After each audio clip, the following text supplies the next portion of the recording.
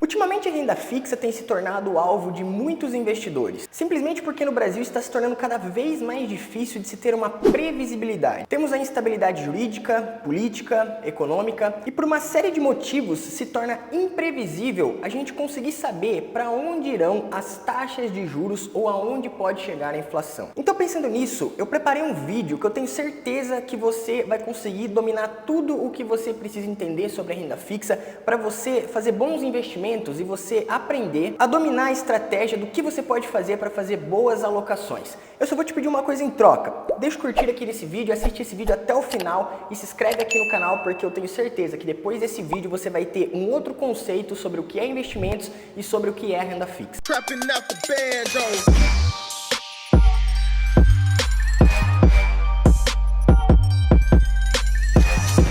Fala galera, tudo bem com vocês? Muito prazer, para quem não me conhece, meu nome é Lucas Santos e esse aqui é o canal FlyFis, o canal onde eu falo tudo sobre investimento e economia de um jeito mais simples. Eu desenvolvi esse canal porque eu queria sentar e assistir um vídeo e entender sobre investimento. Eu encontrava muita informação na internet, informações que eu não conhecia e também não conseguia entender muitas vezes. Então esse canal eu desenvolvi para você que está começando a investir ou que já investe, mas que quer aprender mais sobre investimento de um jeito mais simples. Então se inscreve aí no canal e vem fazer parte do time. A renda fixa, eu gosto de chamar ela de renda previsível. Por que previsível, Lucas? Porque toda vez que você investe na renda fixa, você está emprestando dinheiro para uma instituição ou para uma empresa. Então você consegue ter uma previsão, porque você vai comprar títulos emitidos ou pelos bancos, ou por securitizadoras, ou por empresas. E esses títulos, eles vão ter um prazo de resgate e também um prazo de validade. Como por exemplo, o Tesouro Direto, que você empresta dinheiro para o governo, um CDB, que você empresta dinheiro para uma instituição bancária, uma LC, que é uma letra de câmbio, onde você empresta dinheiro para uma financeira, ou até mesmo uma debenture, que você empresta dinheiro para uma empresa. Pode ficar tranquilo que eu vou explicar perfeitamente aqui todos esses investimentos. Só que o que eu quero que você comece a entender antes, para você pegar as manhas ali da renda fixa, é que você precisa entender que existem títulos diferentes para cada aplicação que você busca. Mas Lucas, o que é um título? Quando eu comecei a investir, eu não sabia o que era um título. Isso me confundia muitas vezes, porque eu pensava, cara, título, então eu não conseguia associar alguma coisa para entender de fato o que é um título. Mas para você que está assistindo esse vídeo, eu vou deixar de um jeito mais simples. Título é simplesmente um recurso que as instituições emitem para captar recursos através de investimentos. Então, eu disse para vocês que o Tesouro Direto, você empresta dinheiro para o governo. Então, o governo ele emite títulos e através desses títulos você faz um investimento e o governo estará captando recursos através desse investimento. Aí ele pode investir em infraestrutura, em saúde ou do jeito que ele bem entender. Um CDB é um título emitido pelos bancos, então você está emprestando dinheiro para o banco emprestar dinheiro para outras pessoas. Então é muito bom você ter esse conceito muito bem em mente do que é um título, porque a partir do momento em que você faz uma aplicação financeira, você está comprando um título e esse título ele vai ter um prazo de validade e também um período onde você vai poder resgatar o investimento que você fez. O interessante também é que esses títulos eles sempre vão estar atrelados a algum indicador financeiro. Como por exemplo, quando você vê lá na sua corretora ou no seu banco digital um CDB que paga 100% do CDI. Esse investimento ele está atrelado ao certificado de depósito interbancário. É por isso que sempre tem uma porcentagem na frente desse investimento. Ou como por exemplo, quando você vê uma LCI pagando IPCA+, esse investimento ele está atrelado ao indicador da inflação, que é o Índice Nacional de Preços ao Consumidor Amplo, que é nada mais nada menos do que a inflação. Mas para a gente não se acelerar muito no conteúdo, vamos começar explicando sobre as diferenças dos títulos. Então anota aí, em primeiro lugar, existem os títulos pós-fixados, que vão acompanhar a variação de algum indexador, como por exemplo, como eu mencionei para vocês, o CDI. E só é possível você saber a rentabilidade desse investimento no momento em que você resgatar o seu dinheiro. Também existem os títulos indexados à inflação, que acompanham a variação de algum índice inflacionário, como por exemplo, o que eu mostrei para vocês, o IPCA, somando a uma taxa pré-fixada. Existem também os títulos pré-fixados, que a rentabilidade desses títulos já é combinada no momento em que você faz a compra do título. Mas calma, eu sei que às vezes você que está começando, você não entendeu muito bem quando eu disse pós-fixado, pré-fixado. Eu também já tive muitas complicações quando eu pensava nisso, então eu vou deixar mais fácil para você entender. Um título pós-fixado, como por exemplo um título atrelado ao CDI, quer dizer que quando você compra aquele título, até o vencimento ele pode ir sofrendo alterações. É por isso que chama pós-fixado. Porque se ele estiver atrelado, por exemplo, ao CDI, o CDI ele pode ir mudando ao longo do tempo. Então, quando você fizer o resgate do seu título lá no final, o rendimento que você teve até o vencimento ou até você pedir o resgate do título, ele pode ser alterado. Então, você consegue ter uma previsão de quando você vai poder fazer o resgate, mas você vai tendo alterações na rentabilidade desse investimento. Os títulos indexados à inflação, que são os títulos indexados ao IPCA, mais uma taxa fixa. Quer dizer que ele tem um lado pós-fixado, que ele vai sofrendo alterações, que é a inflação. Então, a inflação, ela é medida ao longo do ano. Então, ela vai subindo ou ela vai descendo. E o investimento que estiver atrelado ao IPCA, ele vai sofrendo alterações, porque ele tem o indicador do IPCA atrelado a ele. Mas ele também tem uma taxinha fixa, que vai ser combinada com você no momento em que você comprar o título, e ela vai ser mantida até o final. E também existem os títulos pré-fixados, que como o próprio nome já diz, ele fica fixado até o final. Ou seja, a rentabilidade dele não muda. Então, no momento em que você comprou esse título, você já sabe quanto você vai ter até o vencimento, caso você fique com ele até o final. Legal? Deu para entender? Então, se você entendeu exatamente essa parte, eu quero que você já deixe aqui nos comentários #EuEntendi, para eu saber quem chegou até a parte desse vídeo. Agora, já que a gente falou sobre alguns indicadores, mas a gente já entendeu o que são títulos, a gente precisa entender um indicador muito comum nos investimentos, que é o CDI, que é o Certificado de Depósito Interbancário. O CDI, ele nada mais é do que os juros de um banco emprestando dinheiro para outro banco. Como assim, Lucas? No final dos dias,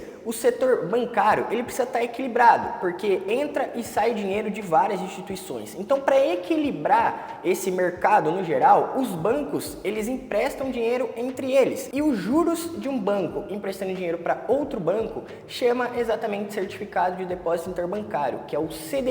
Então, toda vez que você olha um CDB lá que está atrelado ao CDI, é porque você está recebendo, por exemplo, 100%, 120%, 140% dessa taxa de um banco emprestando dinheiro para outro banco. E o CDI, ele acompanha muito de perto uma das maiores ferramentas monetárias do país, que é a taxa Selic.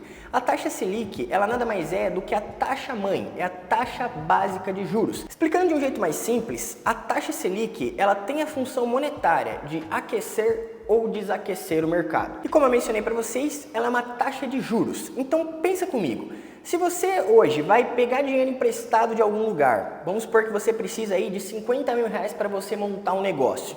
A primeira coisa que você vai prestar atenção ali nas cláusulas, né, para você assinar o contrato, é quantos juros você vai pagar quando você precisar devolver esse dinheiro ou quantos juros você vai pagar ao pegar aquele dinheiro emprestado.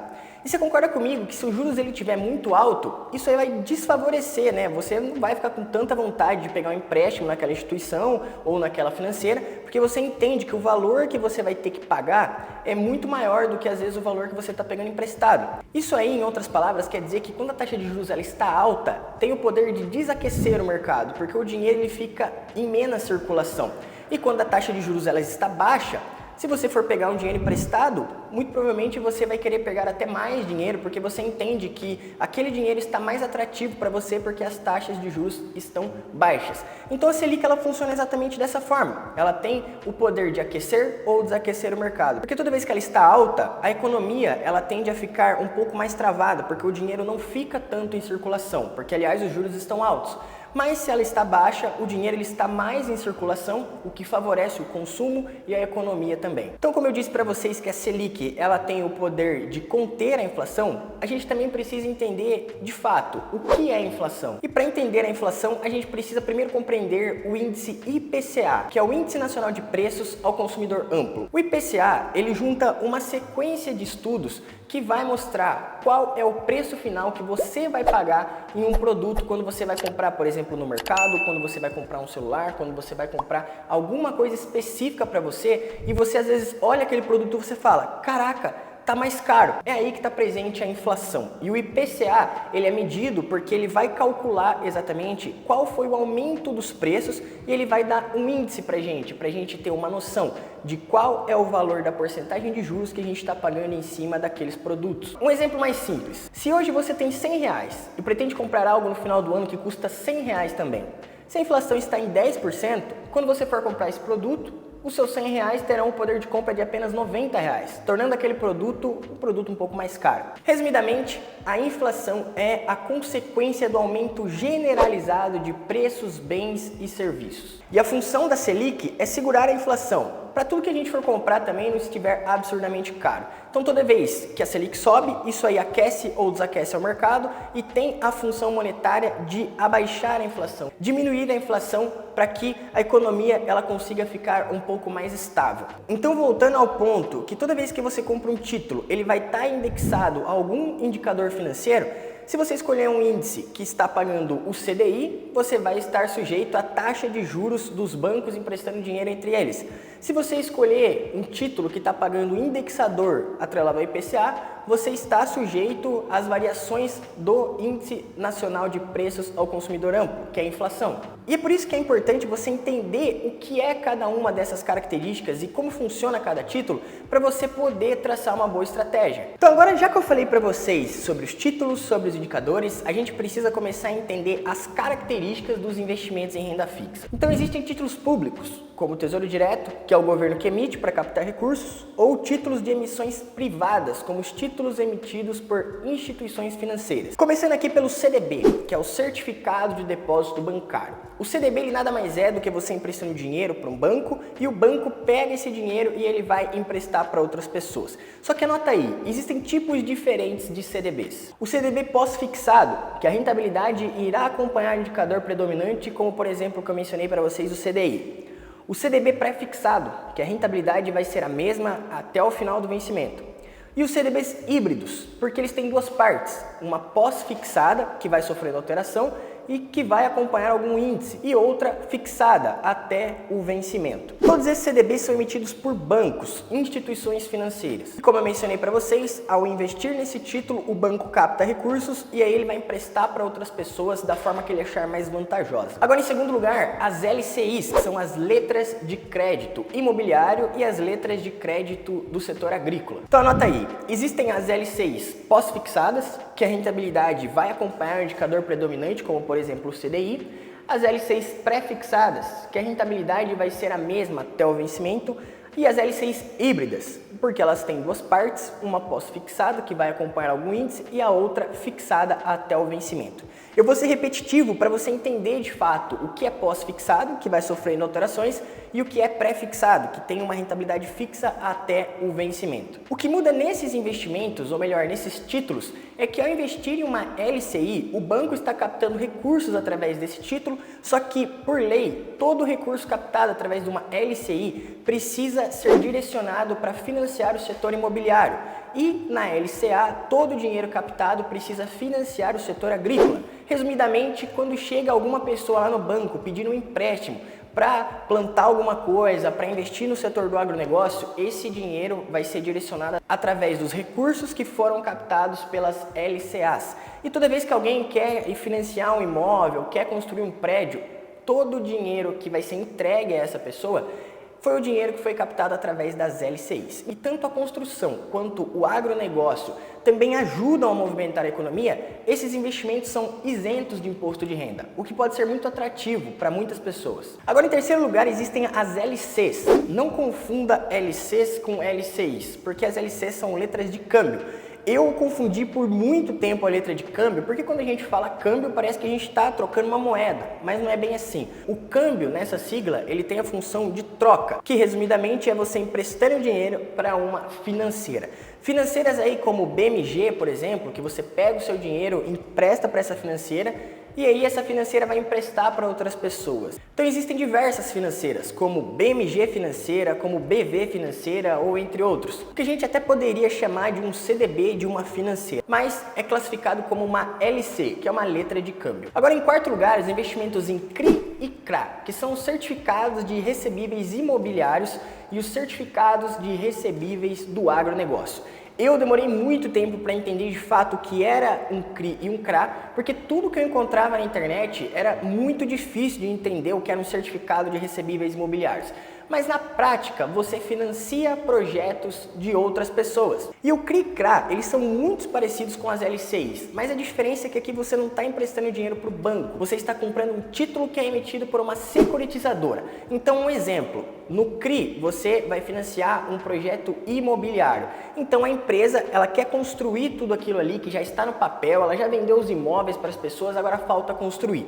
Então, ela vai lá numa securitizadora, a securitizadora empresta o dinheiro para financiar aquele projeto e a securitizadora vai emitir CRIs, que aí você pode investir para também ajudar a financiar esse projeto imobiliário. E no setor agrícola, da mesma forma. Só que a diferença é que esse título é emitido por securitizadoras e não por bancos. O que exclui também o fator que esses investimentos não são cobertos pelo FGC, que eu já vou explicar para vocês. Então, geralmente, quando você olha lá na sua corretora ou no seu banco digital, você tende a encontrar CRIs e CRAs que são muito mais atrativos do que, às vezes, LCIs ou LCAs, porque, afinal, o risco desses investimentos são maiores e os prazos costumam ser mais longos. Então, você sempre encontra ali, às vezes, um CRI pagando um IPCA muito maior do que, às vezes, um CDB, do que uma LCI. Justamente porque o risco desse investimento não está atrelado aos bancos, e sim por securitizadoras. Porém, o ponto positivo desse investimento é que eles também são isentos de imposto de renda, porque, aliás, o investimento imobiliário e o setor do agronegócio são setores fundamentais para a nossa economia. Então, esses investimentos se tornam isentos de imposto de renda. Agora, em quinto lugar, um investimento muito pouco conhecido por muitas pessoas, que são as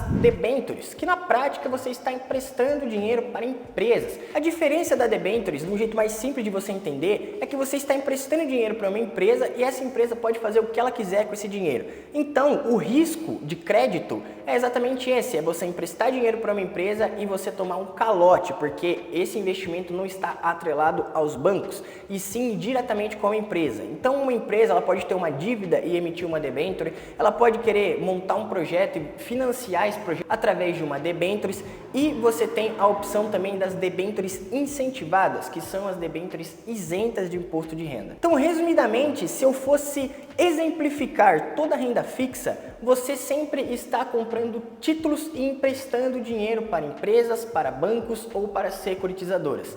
E aí você tem um juros acrescido ao investimento que você fez, porque, aliás, eles estão usando o seu dinheiro para ou emprestar dinheiro para outras pessoas ou para financiar projetos. E é sempre bom você lembrar que mesmo na renda fixa existem riscos, e esses riscos são os chamados riscos de créditos, que é o risco de, às vezes, a instituição falir ou daquela empresa quebrar e não pagar você. Só que aí entra uma proteção chamada FGC, que é o Fundo Garantidor de Crédito, que é um fundo que cobre até 250 mil por instituição. Quais títulos são cobertos pelo FGC, Lucas? Os CDBs, as LCIs e LCAs e as LCs. CRIs, CRAs e debêntures não são cobertos pelo FGC, então se você quer ter mais segurança, olhe bem se o investimento que você está fazendo é coberto pelo FGC ou se a instituição que está oferecendo tal investimento para você tem a cobertura do FGC por trás. E uma coisa interessante também é que todo investimento em renda fixa, tirando os investimentos que eu citei que são isentos de imposto de renda, eles têm a incidência do imposto de renda, que vai de 22,5% a 15%, dependendo do período em que você deixa o seu dinheiro alocado. Você não precisa se preocupar, porque esse imposto de renda já é descontado direto da fonte, ou seja, quando você pede o resgate do seu investimento, o dinheiro já é descontado e você só tem a tributação do imposto de renda sobre os rendimentos. Agora eu quero saber de você, qual dúvida você tinha sobre a renda fixa?